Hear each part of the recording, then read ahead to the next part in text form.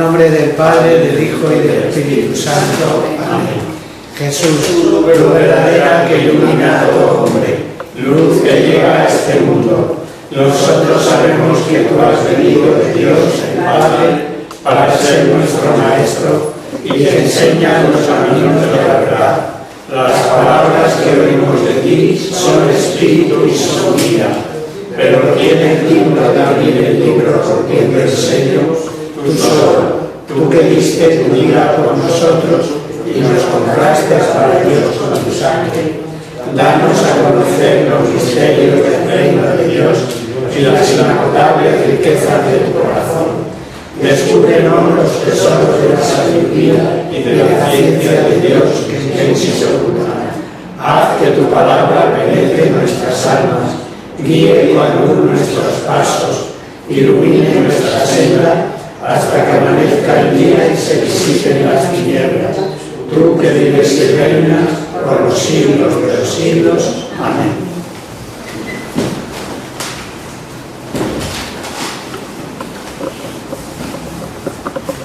Bien, continuamos con el Evangelio de Lucas y comenzábamos el capítulo 3.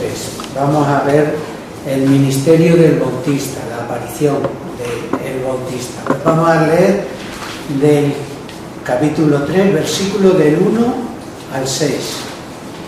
El año 10º del imperio de Tiberio César, siendo gobernador de Judea Poncio Pilato, tetrarca de Galilea Herodes y Filipo su hermano tetrarca de Iturea y de la Traconítide y Lisiania, tetrarca de Abilene, bajo el pontificado de Anás y Caifás, fue dirigida la palabra de Dios a Juan, hijo de Zacarías, en el desierto, y vino por toda la región del Jordán, predicando el bautismo de penitencia, en remisión de los pecados, según está escrito en el libro de los oráculos del profeta Isaías.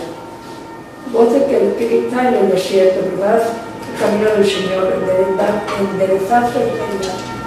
Todo barranco será rellenado, y todo monte y collado ya allanado, y los caminos tortuosos rectificados, y los ásperos igualados, y toda carne verá la salvación de Dios. ¿Veis? Lucas, como buen historiador, pues nos enmarca geográfica y cronológicamente el tiempo de la aparición del Bautista. Y dice, en el año 15 de Tiberio. El año 15 de Tiberio equivalía al año 781 de la fundación de Roma. Por lo tanto, recordáis que decíamos que Jesús nace en el 700 aproximadamente 48, entre 47 y 49. Luego, aproximadamente, Juan el Bautista tiene entre 32 y 33 años cuando aparece públicamente predicando el reino de Dios como predecesor del Mesías. Y nos da, la historia de cómo los hijos de Herodes se repartieron a la muerte de Herodes todo el territorio. Así nos dice que era gobernador Poncio Pilato y Herodes Antipas, tetrarca de Galilea, Filipo, su hermano, tetrarca de Iturea y Traconítide, y Lisania era tetrarca de Abilene. Bueno, son los hijos de Herodes el Grande, se han repartido esto, bajo el pontificado de Anás y Caifás. Anás fue sumo pontífice del año 6 hasta el 15 después de Cristo. En la época en que aparece el Bautista, el sumo sacerdote es Caifás, que va a ser también el sumo sacerdote en la pasión de Cristo, en el momento de que se presenta ante el Sanedrín juzga a Cristo en la pasión. Pero es verdad que Anás tenía tanto prestigio que era el mentor de la política judía. Por lo tanto, siempre veis que también con el proceso de la pasión de Cristo es primero llevado a casa de Anás y luego a casa de Caifás. Era porque, aunque no era sumo sacerdote, tenía tal prestigio que era el que movía a los hilos en la política judía. Lucas relata que que este es el momento de la aparición del Bautista. Fijaos, si leemos en Mateo, Mateo da unos detalles de cómo vestía, de qué se alimentaba, pero a Lucas eso no le interesa, es más para cuestiones judías. Por eso Mateo, que escribe su evangelio para los judíos, pues nos da estos detalles. Lucas va a lo más característico del apostolado de Juan el Bautista. Por eso nos dice que predicaba el bautismo de penitencia en remisión de los pecados. Y hace una cita del pasaje de Isaías, ¿no? Y además adaptada, en el caso de Lucas, para acentuar ese final universalista. Lo hemos dicho ya más veces, recordar que Mateo escribe su evangelio para los judíos y su tesis es demostrar que ese Jesús es el Mesías, mientras que Lucas tiene un carácter más universalista su evangelio, porque Cristo ha venido a redimir a todos. Por eso termina la cita: y toda carne verá la salud de Dios. Es decir, el Mesías ha venido para redimir a todos. Y luego nos va a presentar Lucas, como leemos ahora, pues la consulta de 3 grupos que hacen al Bautista. Vamos a leer del 7 al 14. Decía pues a las muchedumbres que venían para ser bautizadas por él: raza de ¿quién os ha enseñado a huir de la ira que llega? Haced pues dignos frutos de penitencia, y no andéis diciendo: tenemos por padre a Abraham, porque yo os digo que puede Dios suscitar de estas piedras hijos de Abraham. Ya el hacha está puesta a la raíz del árbol. Todo árbol que no dé buen fruto será cortado y arrojado al fuego. Las muchedumbres le preguntaban: pues ¿qué hemos de hacer?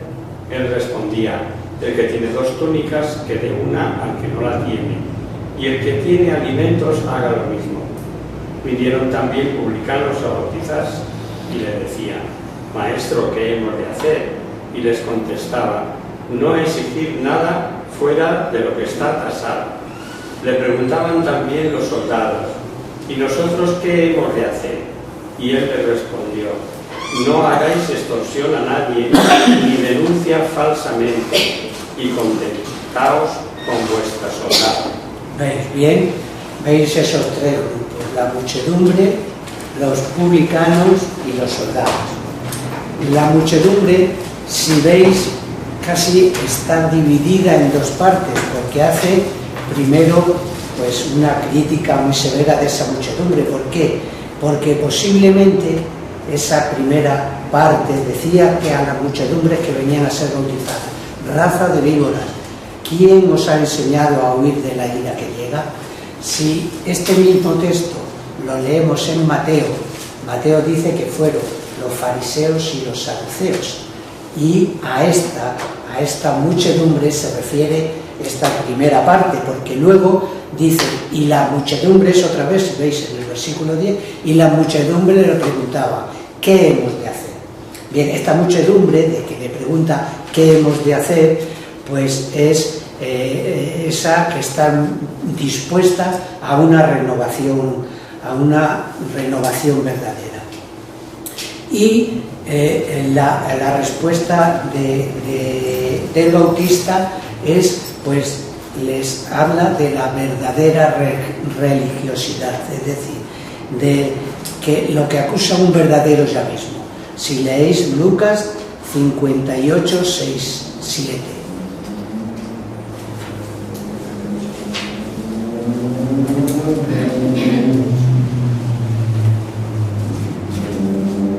Isaías 58, 6, 7. Es que he dicho Lucas, ¿verdad? Sí. Isaías es la predicación de los profetas. Isaías 58, 6,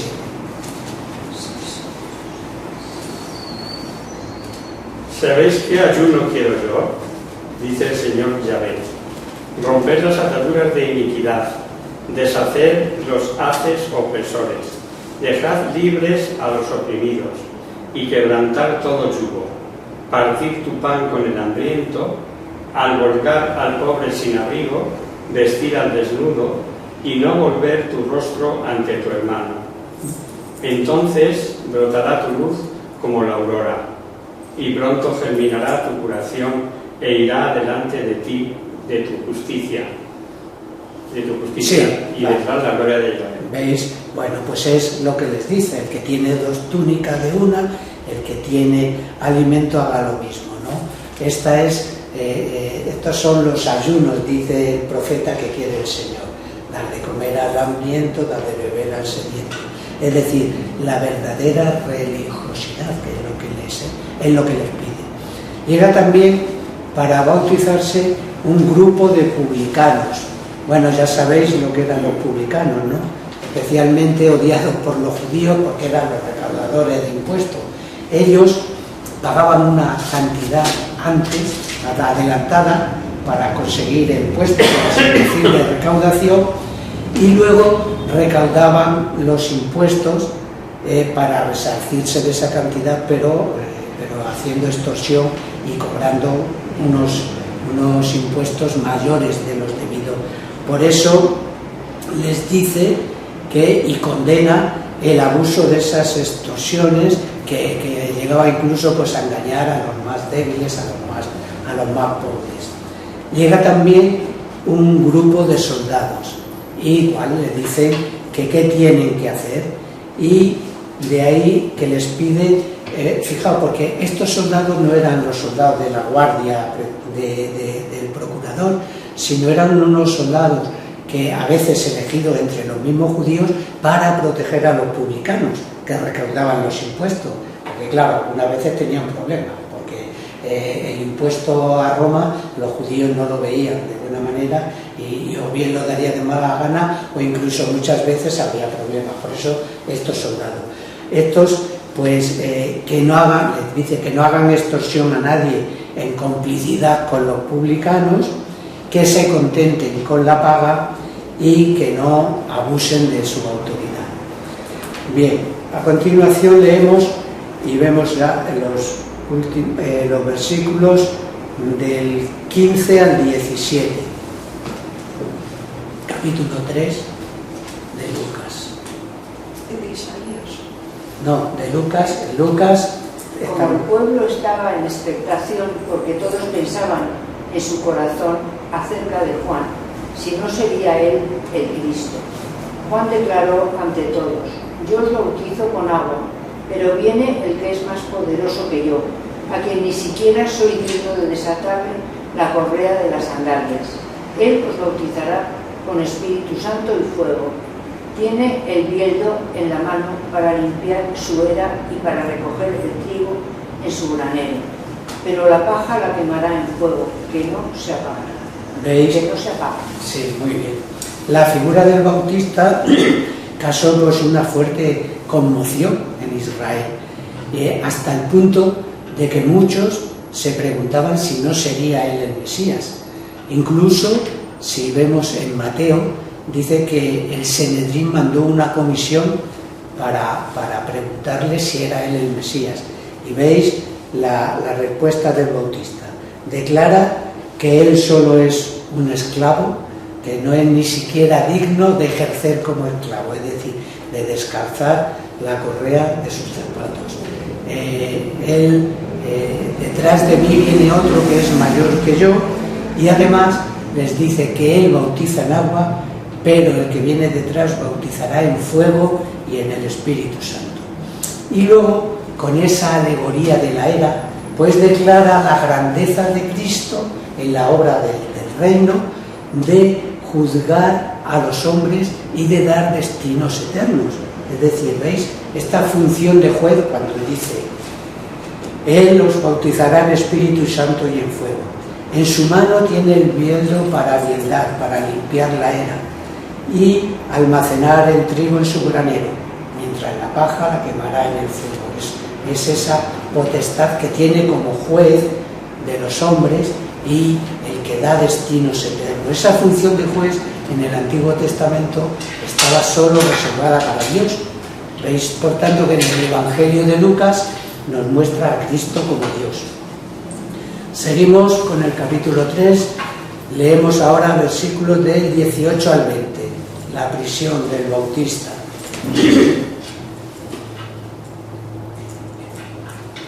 Con estas y otras muchas exhortaciones anunciaba el Evangelio al pueblo. Pero Herodes, el tetrarca, a quien Juan reprendía por lo de Herodías, la mujer de su hermano, y por todas las maldades que aquél había cometido, a todas ellas añadió también esta, que encerró a Juan en la cárcel. Veis, la prisión del Bautista por Herodes Antipas, tiene lugar mucho después, cuando ya Cristo está en su vida pública y lleva un tiempo de vida pública. Pero su prisión fue debida a la censura que le hacía el Bautista, pues, de ese estado de adulterio en que vivía. Es decir, vivía con la mujer de su hermano, y eso el Bautista lo criticó y se le echó en cara muchas veces a esto. Pero además añade, reprendido por él a causa de Herodías, la mujer de su hermano, y por todas las maldades que cometía. Es decir, la predicación del Bautista tenía como tema central la preparación del pueblo para la venida del Mesías, pero eso conllevaba y exigía una predicación en muchos casos concretas. Por eso dice, exhortaba con otras exhortaciones evangelizando al pueblo, aunque su misión era precisamente preparar al pueblo para la venida de Cristo, pero esto pues conllevaba pues denunciar la situación en que se encontraba Herodes, porque estaba en adulterio, y todas otras muchas cuestiones que llevaban a esa preparación del pueblo. Seguimos y vemos el bautismo de Cristo. El versículo 21 y 22 del capítulo 3.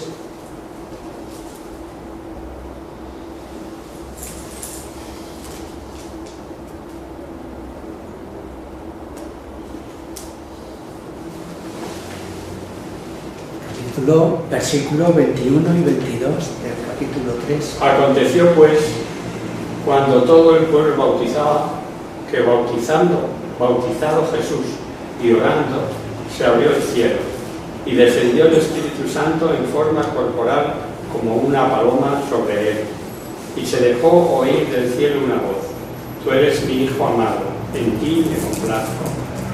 Muy bien, ¿veis?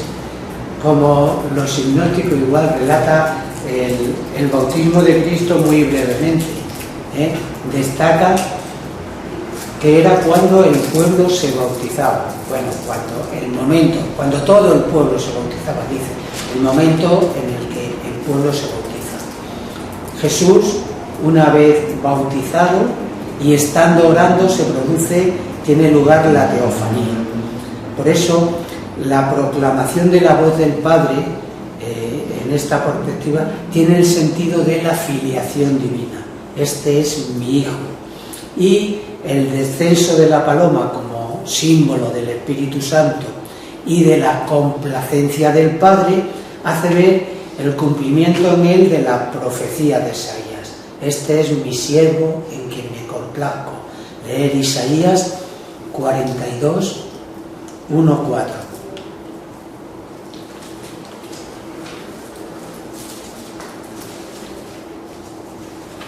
He aquí a mi siervo quien sostengo yo, mi elegido en quien se complace mi alma. He puesto mi espíritu sobre él. Él dará derecho a las naciones.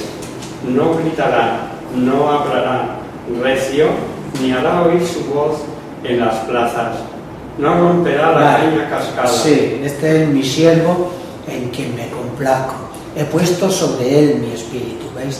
En la teofanía, en el bautismo de Cristo, del Padre como filiación divina y esa complacencia del Padre como cumplimiento de esta profecía de Isaías. Vemos a continuación la genealogía de Jesús que nos presenta Lucas. Vamos a leer del capítulo 3 unos versículos 23 y 24 porque luego es una repetición de nombres, hijo de. Leemos 23, 24. del capítulo 3. Tenía Jesús al comenzar como unos 30 años y era, según se creía, hijo de José, hijo de Eli, hijo de Matat, hijo de Leví, hijo de Melquí, hijo de Yanai, hijo de José. Bien, hasta ahí. Bueno, pues vais leyendo hijo. Mirad, la genealogía de Jesús nos la presentan Mateo y Lucas, pero hay una gran divergencia entre la genealogía de Lucas y la de Mateo. ¿Por qué? Porque posiblemente tienen objetivos distintos. Mateo nos presenta su genealogía desde Abraham hasta José, y Lucas nos presenta el sentido contrario desde José hasta Adán. ¿Por qué en Mateo desde Abraham hasta José? Pues porque posiblemente quiera demostrar la procedencia davídica del Mesías. El Mesías procede de David. ¿Por qué Lucas nos da la genealogía desde José hasta Adán? Por ese aspecto universalista que quiere dar a su evangelio. Cristo es redentor de toda la humanidad, por eso llega hasta Adán. Pero la gran divergencia que hay es que desde Abraham hasta David las dos genealogías son iguales, pero desde David hasta José son totalmente distintas, no coinciden nada más que dos nombres, la de Salatiel y Zorobabel, desde David hasta José. Una, como veis, en sentido descendente, desde Abraham hasta José va la de Mateo, y otra en sentido ascendente, desde José a la de Adán. Vamos a ver por qué puedan ser estas dos genealogías. Primero, se ha propuesto que la genealogía de Mateo era la de José y la genealogía de Lucas era la de María, la de la Virgen, pero está descartado. Está descartado porque la tradición antigua cristiana es firme en sostener que ambas genealogías son las de José. Además, tampoco sería muy explicable que la genealogía de Lucas fuese la de María y no nos diera el nombre en la genealogía. Por lo tanto, descartado. Siguiendo a Julio Africano, se ha propuesto, y esta tiene bastante lógica, que ambas genealogías son las de José, pero la de Mateo es la genealogía natural y la de Lucas la genealogía legal. Explicamos por qué. Mirad, en Lucas dice José, hijo de Elí, y en Mateo dice José, hijo de Jacob. ¿Qué pasa? Que Elí y Jacob eran hermanos, pero Elí murió sin tener descendencia, y entonces Jacob, por la ley del levirato, que era hermano de Elí, sabéis que cuando un hermano moría sin dejar descendencia, el hermano, el que vivía, tenía derecho, con la mujer, con la cuñada, es decir, con la mujer del hermano que había muerto, tenía descendencia. Y esto es lo que pasa. Elí y Jacob son hermanos. Elí muere sin descendencia. Jacob, con la mujer de Elí, tiene a José. Entonces, Mateo sigue la línea de Jacob y Lucas sigue la línea de Elí. Por eso digo que una es la genealogía natural, que sería la de Jacob, y otra la legal, por la ley del levirato, que sería la de Elí. Por eso también esa. Otra posición sostiene que ambas genealogías son las de José, pero vistas desde puntos de vista diferentes, por lo que explicaba un poco en la primera ocasión. La genealogía de Mateo, que llega hasta Abraham, trata de demostrar la genealogía davídica, de cómo el Mesías procede de David, y la de Lucas tiene una línea más universalista. Bueno, esto para que veamos que esa contradicción total que hay entre las dos genealogías tienen hasta cierto punto lógica. Vamos a seguir con la... Bueno, decían y comentan que esta genealogía de Lucas de tipo universalista tendría razón de ser si tuviera 72 nombres. La genealogía, sabéis que el número 72 simboliza la universalidad. Jesús mandó predicar a 72 discípulos de dos en dos, simbolizando que lo mandó a predicar a todo el mundo, por simbolismo. El 72 significa, como hay, me parece que son 77 nombres, pero 76 nombres, pero 2 se pueden suprimir, que son los de Matat y Leví. Mirad, si veis en el versículo 24 de la genealogía de Lucas, leed versículo 24.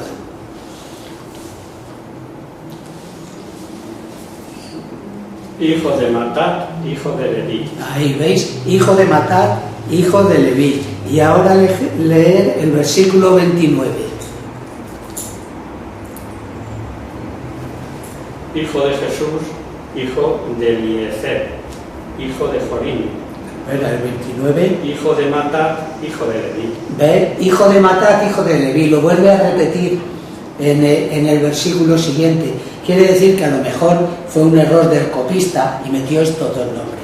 Entonces, como tenemos 76 nombres, estos dos se pueden suprimir porque están repetidos. Y también se puede suprimir el principio y el final, que es Hijo de Dios y Jesús, los dos nombres del principio y el final. Entonces quedaría el 72 y daría ese simbolismo de universalidad a la genealogía de Lucas. Bueno, son consideraciones a tener en cuenta y que pueden. Leeremos el capítulo 4 y vamos a leer las tentaciones de Cristo en el desierto. Leemos capítulo 4, versículos del 1 al 13. Jesús, lleno de Espíritu Santo, regresó del Jordán y bajo la acción del Espíritu era llevado por el desierto durante 40 días, donde fue tentado por el diablo. Sí, espera un momento. Jesús, lleno de Espíritu Santo, regresó del Jordán y bajo la acción del Espíritu era llevado por el desierto durante 40 días, donde fue tentado por el diablo. No comió nada en aquellos días, pasados los cuales tuvo hambre. Díjole entonces el diablo: si eres hijo de Dios, di a esta piedra que se convierta en pan. Pero Jesús le contestó: escrito está, no de solo pan vivirá el hombre. Y llevándolo a una altura, le mostró en un momento todos los reinos del mundo. Y le dijo el diablo: te daré todo este poderío y el esplendor de estos reinos, porque me ha sido entregado y se lo doy a quien yo quiera. Si te postras, pues, delante de mí, todo esto será tuyo. Pero Jesús le respondió: escrito está, adorarás al Señor tu Dios, y a Él solo darás culto. Lo llevó luego a Jerusalén, lo puso sobre la arena del templo y le dijo: si eres hijo de Dios, tírate de aquí abajo, pues escrito está, mandará en tu favor a sus ángeles para que te guarden cuidadosamente, y también te tomarán en sus manos, no sea que tropiece tu pie con una piedra. Pero Jesús le respondió: está dicho, no tentarás al Señor tu Dios. Y acabadas todas las tentaciones, el diablo se alejó de él hasta un tiempo señalado. El relato de Lucas y Mateo es igual, casi muy esto. Solo que Lucas invierte las dos últimas tentaciones, las cambia de lugar. La segunda la pone en la tercera y la tercera la segunda. Quizá porque, pues por un simbolismo, porque así nos muestra primero a Jesús en Jerusalén triunfando sobre el diablo, venciendo la tentación, y va a ser en Jerusalén como en el Calvario triunfará definitivamente sobre el Mesías. Como sabéis que los evangelios sinópticos se escriben Mateo, Marcos y Lucas, pues es muy normal, sobre todo cuando tenemos la Biblia comentada, que el Evangelio de Marcos, de Mateo, que viene en primer lugar, pues explica, porque aquí en las tentaciones Lucas no explica nada más, ¿no? Pero están muy bien explicadas en Mateo y vamos a verlas, las tentaciones en Mateo. La primera tentación: si eres hijo de Dios, haz que estas piedras se conviertan en pan. Ese si eres hijo de Dios, está claro, de Satanás, se refiere al Mesías. Y la propuesta es convertir esa piedra en pan. La sugerencia del diablo pues está presentada de forma muy piadosa, es decir, que no sufra un privilegiado hijo de Dios. Es como pasar, como proponer, en vez de ese mesianismo doloroso, ese mesianismo sufriente, pues un mesianismo fácil y en el que se solucione con un milagro, el convertir las piedras en pan. Y Cristo responde con argumento de la Escritura. A las tres tentaciones Cristo le hace mención a la Sagrada Escritura. Y ya sabemos, Cristo responde con la palabra de Dios. Y la palabra de Dios cierra toda discusión. La palabra de Dios es inapelable. Leer Deuteronomio 8:3 y manteneros ahí en Deuteronomio, porque en las tres tentaciones Cristo contesta con texto del Deuteronomio.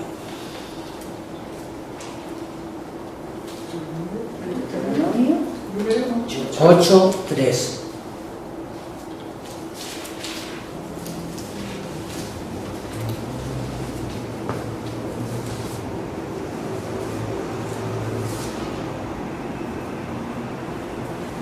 Te humilló, te hizo pasar hambre, te dio a comer el maná, pero no conocías ni habían conocido tus padres, para que aprendieras que no solo de pan vive el hombre, sino que vive también de cuanto sale de la boca de Yahvé. ¿Veis? No solo de pan vive el hombre, sino cuanto sale de la boca de Yahvé, de la boca de Dios. ¿Cuál es el sentido de esta respuesta de Cristo? Pues confiar en la omnipotencia de Dios. Y no solo de pan, había también una vida espiritual que había que cuidar y que había que vivir. ¿Recordáis cuando Jesús en el pozo de Siquén está con la samaritana? Los apóstoles han ido al pueblo y vienen y le dicen, traen la comida y le dicen a Jesús que coma. La respuesta de Jesús es: mi alimento es hacer la voluntad de mi Padre que me ha enviado. Por eso digo que era confiar en la omnipotencia, pero ver que hay otra vida espiritual que hay que cuidar y que hay que vivir, que es no solo de pan, sino cumplir la voluntad de Dios. Dios, como Mesías, podía hacer el milagro, pero el milagro está sujeto a la economía divina, y cuya norma primera no es realizarlo inútilmente. Bien, la tentación fue rechazada por el abandono a la providencia divina. Segunda tentación es de tipo espiritual. Cristo es llevado a la ciudad santa, dice Mateo. Lucas nos dice que es Jerusalén. Y el diablo interviene para llevarlo al pináculo del templo. El pináculo del templo se podría pensar que era la techumbre, el techo del templo, pero el pináculo significa extremo, borde. Probablemente el pináculo del templo era sobre uno de los pórticos del templo. El templo de Salomón tenía dos grandes pórticos. Sabéis, el pórtico de Salomón, que daba al este, donde muchas veces Cristo predicaba y se encontraba, hizo varios milagros, y el pórtico real, que daba al sur y daba al torrente Cedrón, y tenía una altura como de 180 metros, desde el pórtico del templo hasta el torrente. Bien, se trata del pináculo del santuario. Es probable que la techumbre de uno de los pórticos, el pórtico real. Una vez situado en el pináculo del templo, el diablo le propone: si eres hijo de Dios, pero mirad, el diablo es acá astuto, ha visto que en la primera tentación Jesús le responde con un texto de la Sagrada Escritura, y ahora el diablo también se lo propone en la segunda tentación con un texto de la Sagrada Escritura. Habéis oído que dice: escrito está, los ángeles vendrán y te protegerán. Es haciendo mención al Salmo 91:11, leer 91:11 y siguientes.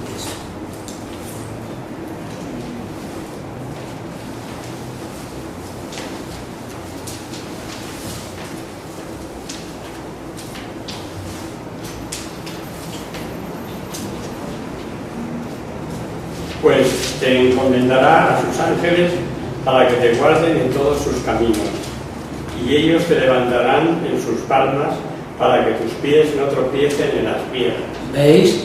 Es lo que el Satanás le propone en la tentación a Cristo, haciendo mención también a un texto de la Sagrada Escritura. La propuesta del diablo es que se tire desde el pináculo, no hacia el torrente, el torrente Cedrón, sobre el precipicio, sino a la explanada del templo. Los rabinos predicaban y pensaban que en la venida del Mesías se presentaría sobre el techo del templo, sobre el pináculo del templo, y desde allí descendería para mostrar al pueblo que su redención había llegado.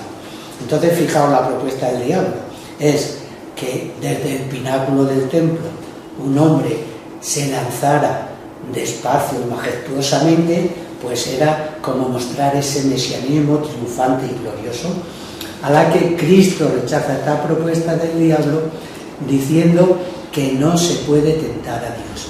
No tentarás al Señor tu Dios. Fijaos, Deuteronomio 6:16 contesta con otro texto de la Sagrada Escritura.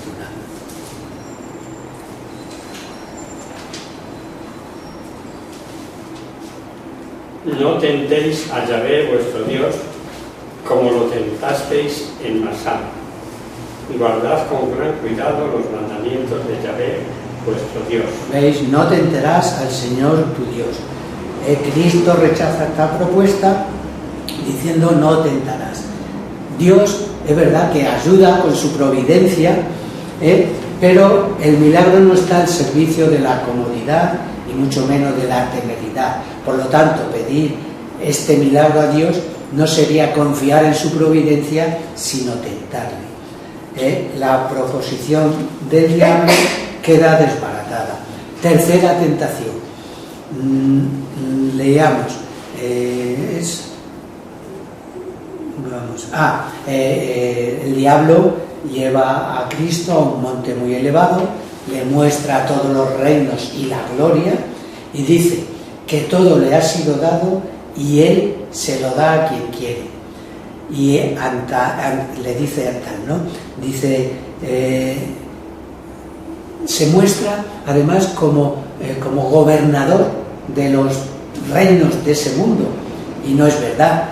El diablo solo tiene un poder permisivo de tentar, pero no tiene autoridad verdadera sobre nadie ni sobre nada. Pero no hay que olvidar que Juan lo presenta en su Evangelio como el padre de la mentira.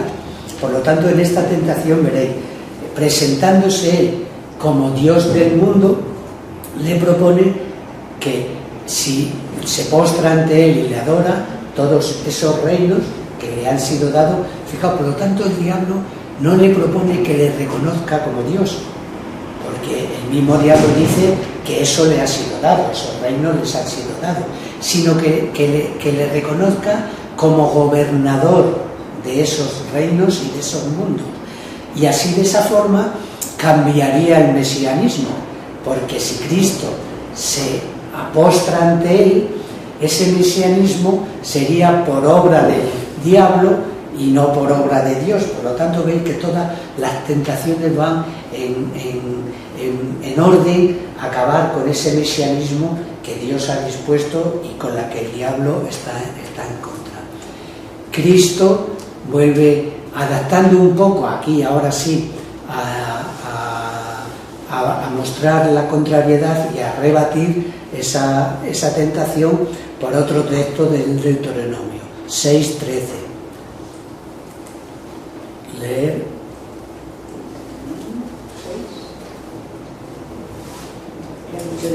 Deuteronomio 6:13. 13.